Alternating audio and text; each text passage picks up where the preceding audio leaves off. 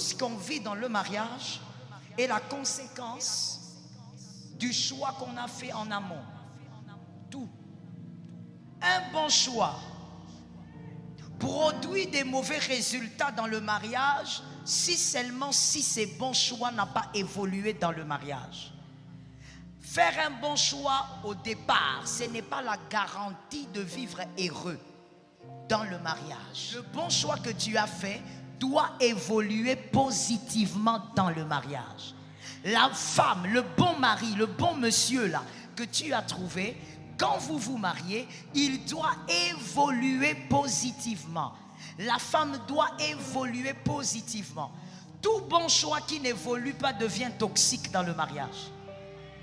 Tout bon choix qui n'évolue pas dans le mariage positivement devient dangereux et risque même de devenir un mauvais choix. Un bon mari ne peut pas rester bon sans évoluer. Une bonne femme ne restera pas bonne si elle n'évolue pas positivement dans le mariage. Que Jésus t'aide. Comment faire le bon choix? Et là d'abord je suis avec les célibataires. Le premier critère, les célibataires, si tu ne veux pas échouer, on choisit d'abord la personne qui correspond à ta destinée. Shalom bien-aimé dans le Seigneur Jésus-Christ. Aujourd'hui, la servante de Dieu, pasteur Joël Gloria Cabassel, pasteur responsable de l'église Assemblée évangélique Nouvelle Alliance de Kinshasa, enseigne aux jeunes célibataires gabonais comment savoir si c'est le bon choix pour le mariage. La réussite dans le foyer dépend d'abord d'un bon choix de conjoint ou de la conjointe. Aussi, tout naturellement beaucoup de chrétiens se posent la question de savoir comment ils pourront reconnaître cette bonne personne. En la matière, les expériences diffèrent. Aussi on ne saurait généraliser une expérience pour en faire une règle. Toutefois, existe-t-il un choix idéal? Comment le jeune chrétien peut-il être sûr de son choix dans le cadre du mariage? Quand nous choisissons de vivre selon le plan que Dieu a conçu pour nous, notre libre arbitre se renforce. Les bons choix augmentent notre capacité de faire davantage de bons choix. Si nous obéissons à chacun des commandements de notre Père, notre sagesse et notre force de caractère grandissent. Notre foi augmente. Le bon choix sera donc le choix qui respecte les critères dictés par Dieu dans le cadre du mariage. Quels sont donc les principaux critères pour un bon choix de conjoint ou de la conjointe? Suivez tout de suite la servante de Dieu Joël Gloria Cabassel dans Comment savoir si c'est le bon choix pour le mariage? Abonnez-vous, aimez et partagez afin d'apporter l'évangile de Jésus-Christ aux nations. Que la bénédiction de Dieu soit votre partage dans le nom puissant de Jésus-Christ. Amen. Comment faire le bon choix? J'ai certaines choses à dire, mon temps il est réduit, donc je vais accélérer. Merci de m'écouter de manière speed. Comment faire le bon choix? Et là d'abord je suis avec les célibataires, c'est la première partie. Tu dois vaincre cette bataille-ci. Si tu n'arrives pas avec cette bataille, peu importe les prophéties qu'on te donne, tu es grand, tu deviendras je ne sais pas qui, tu deviendras président ou quoi. Si tu fais un mauvais choix, tu vas échouer gravement. Le mariage est on va dire le seul lieu qui détruit les héros, qui tue les héros. Les hommes les plus excellents ont des destinées abruties à cause du mariage. On ne blague pas avec ça.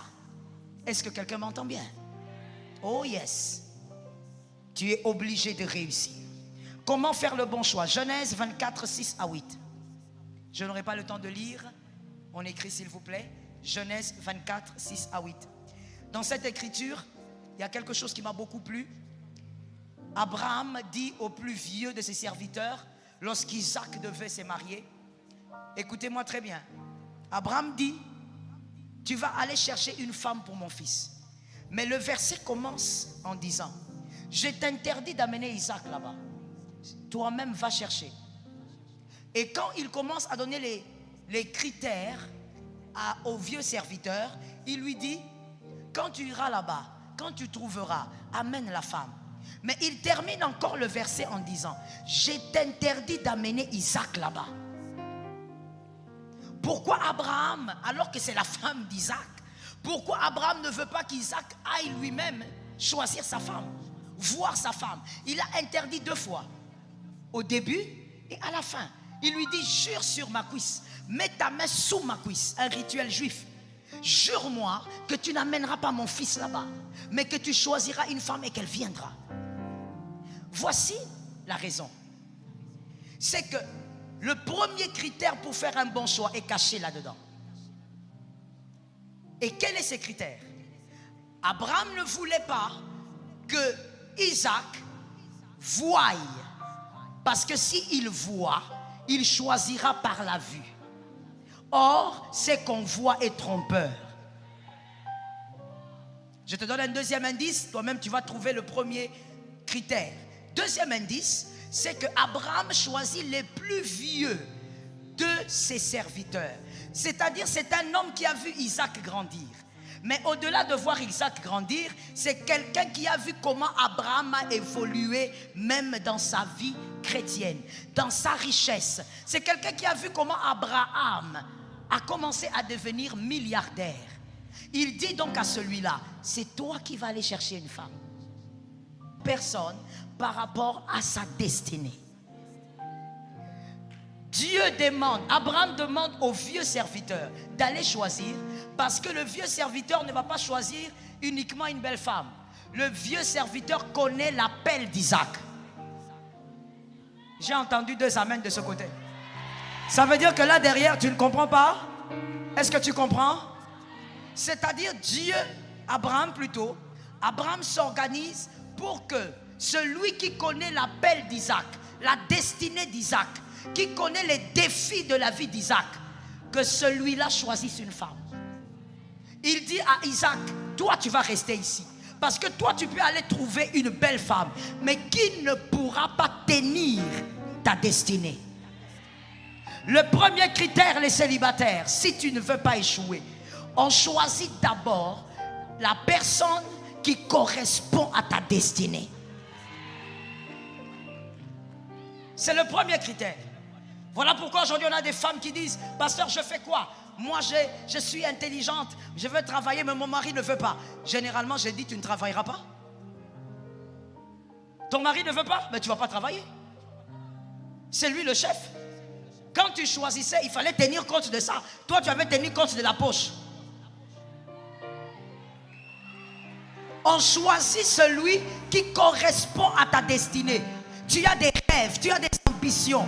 Tu as des choses à réaliser avec Dieu. Tu as des choses à réaliser pour ta nation. Ne choisis pas quelqu'un qui va te freiner. Ne choisis pas quelqu'un qui va t'arrêter. Ne choisis pas quelqu'un qui va critiquer tes talents. Pendant que toi tu parles en langue, lui il critique. Choisis celui qui correspond à ta destinée. Ça tombe sur les célibataires. Écoute-moi très bien. La beauté peut tuer une destinée. Monsieur, c'est à toi que je m'adresse.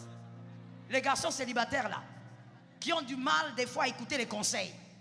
La beauté peut tuer une destinée. Tu épouses une belle femme, mais une belle femme qui est je ne sais pas comment dire.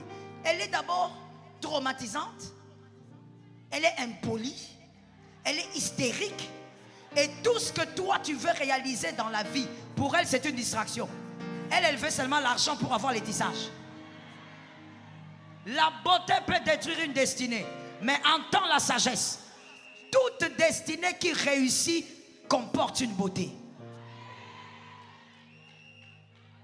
Il n'y a personne qui n'admire pas une destinée qui réussit. Fais attention à tes choix. Deuxième critère, j'ai dit que je speedais un peu. Deuxième critère, pour ne pas faire un mauvais choix, pour vaincre la bataille, que ce soit du divorce ou encore d'un malheur dans le mariage, on s'intéresse profondément à l'éducation et à la foi. Profondément. Quelle est sa foi? Je n'ai pas dit il prie où. Ce n'est pas l'église qui garantit quelqu'un de bien. C'est sa foi. Est-ce que quelqu'un m'entend? Je n'ai pas non plus dit, il faut rester équilibré. Je n'ai pas non plus dit que l'église c'est le cœur. L'église n'a jamais été le cœur. C'est l'ignorance et il faut que tu sors de cette ignorance. Ok? L'église locale existe dans la parole de Dieu et ça aiguise le peuple de Dieu. Mais je dis, un bon mari, une bonne femme, ça ne dépend pas de l'église ni du pasteur. Ça dépend d'abord de sa foi. Deuxième critère, éducation et la foi. Je commence par la foi. Comment toi tu es chrétien, tu veux épouser un bouddhiste? Vous allez résoudre ça comment? Quand toi tu invoques Jésus, lui il invoque des choses un peu bizarres. Quand toi tu invoques Jésus, lui il te dit tais-toi, Jésus n'est pas Dieu, Jésus est un prophète. Et puis tu viens nous dire non maman, il prie quoi? Celui qui ne croit pas que Jésus est Dieu ne peut pas être ta femme, ne peut pas être ton mari. Tu me donnes un amen de quelqu'un qui doit guérir. Ça ne peut pas être ton mari. Jésus est Seigneur, Jésus est Seigneur, Jésus est Dieu. Mais eux dans leur église là-bas, ils disent que Jésus est un bon prophète, c'est un grand prophète. Il est comme Moïse. Jésus n'est pas Moïse. Avant que Moïse ne soit. Thank you. Maintenant toi comment? C'est tous les femmes, les sœurs. Non. Que Jésus te délivre du mal. Voilà pourquoi mademoiselle, ne cherche pas à te marier comme si tu fouillais un lion. Parce que quand tu veux te marier comme si tu fouilles un lion, tu seras prêt à tout prendre. L'éducation. Il ne suffit pas de parler avec la personne. Parce que pendant les fiançailles, toute personne devient un agneau. C'est pourquoi mon frère, écoute-moi bien, c'est pour les frères célibataires, écoute-moi bien. Tu es aventurier quand tu dis, non pasteur, je ne vais pas me marier bientôt, on prend le temps pour se connaître. Tu ne la connaîtras pas. Tu ne la connaîtras pas. Je te dis, dans les fiançailles, tout le monde fait semblant. Arrête de croire que tu connaîtras cette fille, tu ne la connaîtras pas. Mais comment maintenant savoir de quel type d'éducation elle est nourrie? Observe son entourage. Écoute, l'entourage définit la vision de la vie de la personne. Tu n'as pas besoin forcément de l'écouter beaucoup. Observe quelles sont les personnes qui l'entourent. Et tu sauras quelle est la perception de la vie de cette personne. Quelles sont les valeurs de cette personne. Quelle est même l'éducation de cette personne. Et je vais encore au-delà. Tu dois, monsieur, le mariage n'est pas un jeu. Mademoiselle, le mariage n'est pas un jeu. Par la grâce de Dieu, mes livres vont arriver demain. Quelques de mes livres, parce que je n'en ai plus, c'est épuisé. Et je crois qu'il y a le mariage n'est pas un jeu, mais je crois qu'il y en a peut-être seulement 5, il n'y en a pas beaucoup. Le mariage n'est pas un jeu. Ça peut te tuer. Lorsque tu veux épouser un homme, tu dois savoir qui est son père. Vous, les jeunes sœurs d'aujourd'hui, vous négligez des choses essentielles. Tu es avec lui sur WhatsApp, matin, midi, soir. Tu envoies des cœurs, tu envoies des têtes, tu envoies des pieds, tu envoies des mollets. Tu dois savoir qui est son papa. Son père est mort, d'accord. Sa maman est où? Non, sa maman aussi est morte. Ok, où sont ses frères? Va faire des tours de temps en temps à la maison où il y a les frères.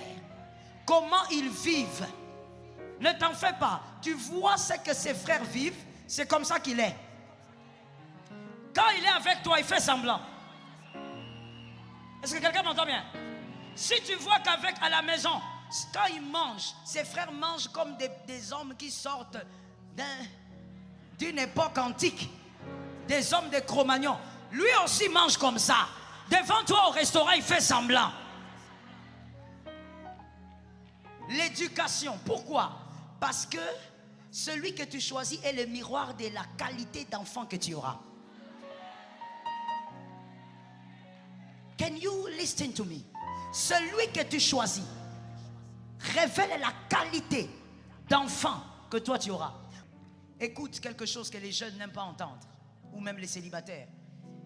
Un corps moins attrayant peut piéger un cœur par son caractère. Le corps d'un homme ou d'une femme qui n'est pas très attrayant. Mais tu vois, c'est pourquoi généralement les gens disent, je ne sais pas si vous aussi vous le dites ou vous l'avez constaté, les belles femmes ne s'aimeraient pas vite. Vous le dites aussi? Vous l'avez constaté? Je ne parle pas des beautés parce que la beauté est relative, mais je parle, il y a des beautés, vous savez, quand on la met là, sur 10, 5 hommes vont dire, elle est belle. Ce genre de beauté-là, souvent elle ne se marie pas vite. Parce que c'est pour te faire seulement comprendre que le mariage n'est pas une affaire d'abord de beauté. Un corps qui n'est pas très attrayant peut piéger le cœur d'un homme par le caractère. Oh, même moi en tant que pasteur, ça m'est déjà arrivé de dire, ah, ces frères-là, ils suivent quoi? Je te dis, j'avoue, hein, du haut de la chair ici. Moi-même en tant que pasteur là, je regarde le frère, un bel homme, je te dis, ah, la beauté. Que mon mari ne suive pas, c'est direct. Un bel homme. Et puis il vient, il me dit, pasteur, je vais vous présenter ma fiancée. Ma soeur, je m'attends à une belle femme, tu vois un peu. Le genre d'homme là qui est comme s'il est sorti d'un four. Hein? Un gâteau bien préparé. Tu vois le type d'homme là, non?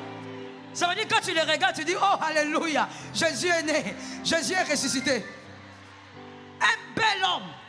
Ça veut dire pour voir les défauts, il faut bien regarder. Mais sinon, quand tu les regardes comme ça, 100%. Il m'amène la fille. Je te dis, j'étais assise au bureau. Moi-même, je fais. Je dis, c'est quoi ça? Je dis, ce sont des combats ou bien? Tout ce que je vais te dire, c'est qu'elle n'est pas attrayante. Elle n'a pas un joli corps. Elle n'est pas spéciale. Elle a même les tresses africaines qu'elle a mis bien sur sa tête calmement. Mais ce garçon est dingue d'elle. Il n'y a pas que les corps. Un corps qui n'est pas attrayant peut piéger le cœur d'un homme par le caractère. Mais écoutez maintenant. Un corps très attrayant, parce que ça existe. Ce n'est pas aussi de sa faute, c'est les génétiques. Un corps très attrayant, lorsque ce corps est rempli de mauvaise éducation, ça devient un cimetière. Personne n'aime dormir au cimetière, à moins que tu sois sorcier. Est-ce que quelqu'un m'entend? L'éducation, troisième critère. La beauté de vivre et la beauté physique. Vous avez vu, j'ai mis ça en dernier. La beauté de vivre d'abord et la beauté physique. C'est le troisième critère. Si tu veux réussir, que Dieu t'aide à respecter ça. Une personne désagréable avant le mariage, tu vas avec elle où? Vous n'êtes même pas fiancé, proposant, mais vous vous disputez tous les jours. Tous les jours. Mais tu tiens à elle pourquoi? Qui t'a envoûté? Au nom de Jésus, sors du joug. Au nom de Jésus, sors de ce joug. Les célibataires, tu ne donnes pas un amen, j'arrête. Sors de ce joug-là. Vous savez, la beauté de vivre, hein, doit commencer avant le mariage. Et ça va continuer à l'intérieur. On n'est pas encore marié. Mais toi, attends, quand on est normalement quand on est fiancé, ou quand on est proposant, ou ajoute encore un autre terme que vous avez créé, quand on est avec son avenir. Lorsqu'il vient te voir, il t'accompagne, vous causez, et puis tu le réaccompagnes. Vous causez, et puis tu le réaccompagnes. Mais vous êtes seulement, je vous dis bien, vous êtes proposant ou fiancé. Mais quand vous êtes ensemble,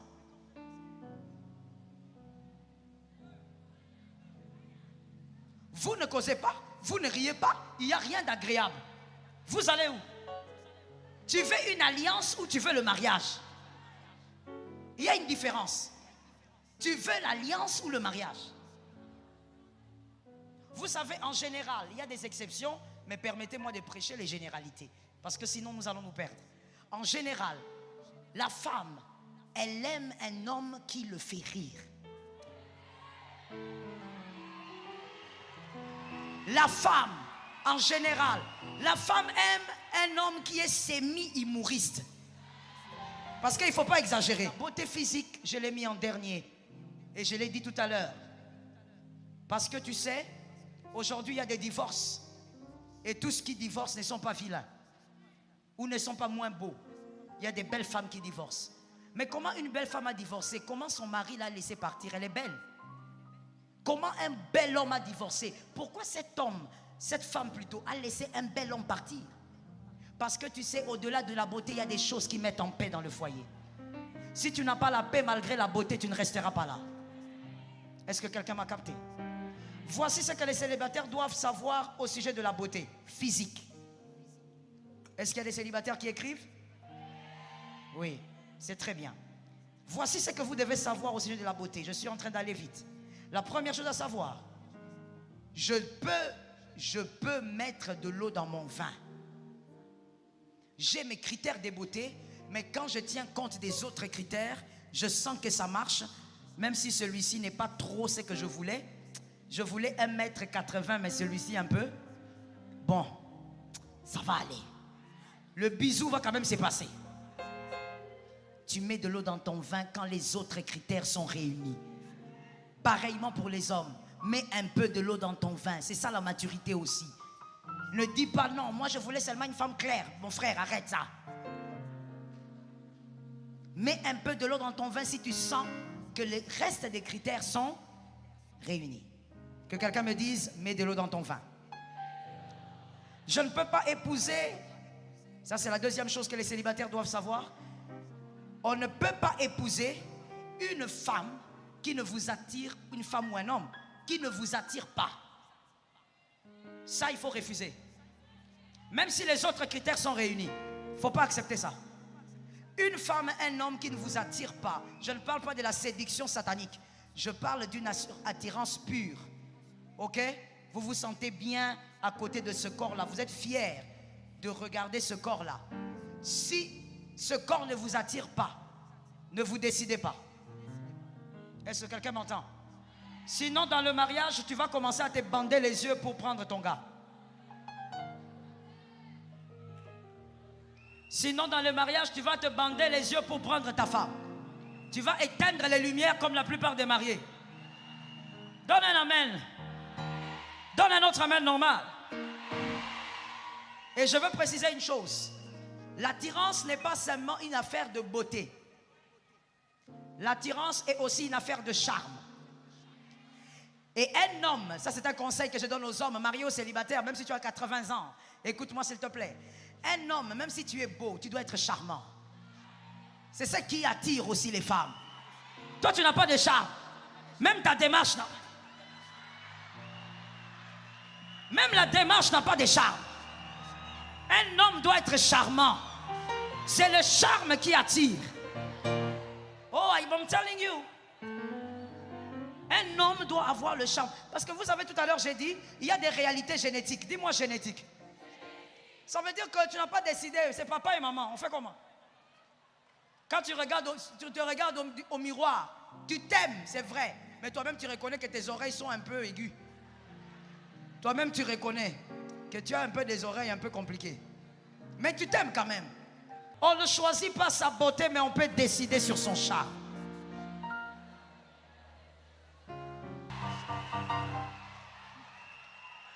Toi, tu es avec la fiancée là, ça fait 2 minutes, mais il n'y a que toi qui parles. Tu sais, c'est que... Il n'y a pas de charme dedans. Le charme d'un homme passe aussi par sa manière de s'habiller. Mon frère, arrête avec les pantalons courts comme ça. Arrête un peu avec ça. Arrête avec les pantalons là. J'ai dit à quelqu'un d'arrêter. Que le frère me donne des amens, s'il vous plaît.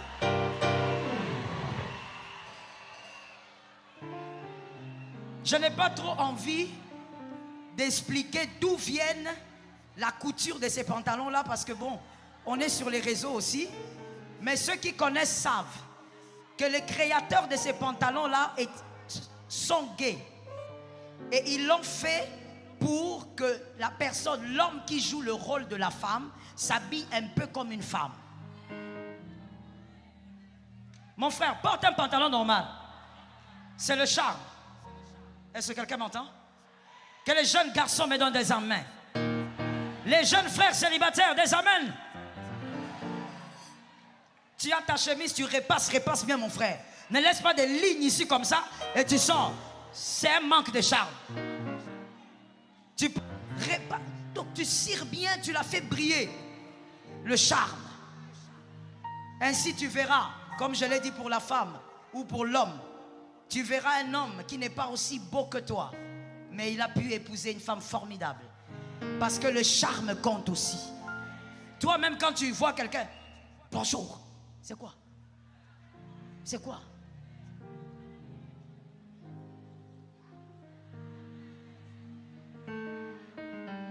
Ceux qui ont compris ont compris. Hein? C'est quoi? Je ne peux pas citer le nom, on ne cite pas ce nom-là. Ça va léser certaines personnes. Oh, frère. Tu vois la sœur en Christ passer. Elle est là dans la joie du Seigneur, en train de passer. Bonjour. C'est quoi? Tu crois qu'elle est dans le coma? Elle n'est pas dans le coma. Dis un bonjour avec les charmes. Non, pourquoi à chaque fois que moi je drague, les filles, on ne m'aime pas? Tu n'es pas charmant. Est-ce que quelqu'un m'entend? Un homme charmant est dangereux. Je te dis, tu vas t'étonner, tu vas te demander, mais cette fille, elle suit quoi chez ce gars? Enfin, le charme. Il a une pilote, mais il est charmant. Il mange en babouche de douche, mais il est charmant. Et toi, tu es là à te tuer. Qu'est-ce que tu cherches chez ce garçon? Papa, elle cherche le charme. Que Jésus te donne la victoire. Célibataire, au nom de Jésus, mariez-vous. Faites de bons choix au nom de Jésus. Attention, il ne faut pas choisir celui qui ne t'attire pas physiquement, sinon dans le mariage tu seras infidèle. Tu seras un homme infidèle comme la blague. Tu n'as jamais été un garçon impudique. Tu as grandi dans l'église. Tu t'es bien marié, mais à cause d'un mauvais choix, juste un critère que tu as négligé, tu risques de devenir infidèle dans le mariage. Je connais des hommes, malheureusement, qui sont gravement mariés, plus de 30 ans de mariage pour certains. D'autres, si je ne me trompe, c'est maintenant 21 ou 22, mais qui se masturbent. Des hommes mariés. Ils se masturbent sérieusement. Pourquoi? Parce qu'il a une femme, mais ce n'est pas la femme qui l'attire. Et ça, c'est un malheur. C'est un drame. Que Dieu te délivre. Je ne choisis pas celui qui ne m'attire pas. C'était le quantième point. Deuxième, n'est-ce pas? D'accord. Je n'épouse pas, toujours la beauté physique, je n'épouse pas la personne qui magnifie sa beauté. C'est une personne dangereuse à ne pas épouser. Une personne qui aime, qui s'aime tellement au point où elle est sûre de sa beauté à un niveau où elle glorifie sa beauté. Donc elle, sa beauté, c'est autre chose pour sa vie. Un homme comme ça est dangereux. Est-ce que quelqu'un m'entend? Il va commencer à priver aux enfants les frais scolaires. Il ira s'acheter des pantalons. Une femme qui magnifie sa beauté à outrance n'est pas une femme à épouser, monsieur. Parce qu'elle va toujours te rappeler que tu ne la mérites pas. Qu'elle est trop belle pour toi. Une femme comme ça, il faut la fuir. Que Jésus te donne la victoire. Le dernier point, toujours dans la beauté physique pour les célibataires. S'il te plaît, monsieur célibataire, mademoiselle, choisis la personne qui t'attire physiquement et continuellement. Elle doit continuellement t'attirer. Parce que c'est vrai, qu'en se mariant, le corps peut subir des changements. Voilà pourquoi d'ailleurs je t'ai dit que ça ne doit pas être le critère principal. Parce que dans la vie, il y a aussi d'autres réalités. Un drame peut arriver, un accident peut arriver. Tu ne vas pas quitter ta femme parce qu'elle n'a plus de jambes. Tu vas pas quitter ton mari parce qu'il n'a plus de mains. Donc la vie est compliquée. La beauté ne doit pas être le critère principal. Mais choisis une personne qui t'attire de manière continuelle. Mais je finis en disant par rapport aux célibataires que les autres critères soient prépondérants. Est-ce que quelqu'un m'entend? Si tu t'appuies seulement sur le corps de quelqu'un pour l'aimer, le jour où vous aurez de problèmes, ce corps ne va plus t'intéresser. Il faut que autre chose t'éblouisse dans la personne, au-delà du corps. Est-ce que quelqu'un m'a capté? Quel célibataire a dit au nom de Jésus, je me marie selon Dieu? Shalom bien-aimés dans le Seigneur Jésus-Christ. J'espère que vous avez aimé cette vidéo. Abonnez-vous et partagez pour porter l'évangile de Jésus-Christ aux nations, car il y aura plus de joie dans le ciel pour un seul pécheur qui se repent. Merci de faire partie de notre famille Wonderful Jésus-Christ.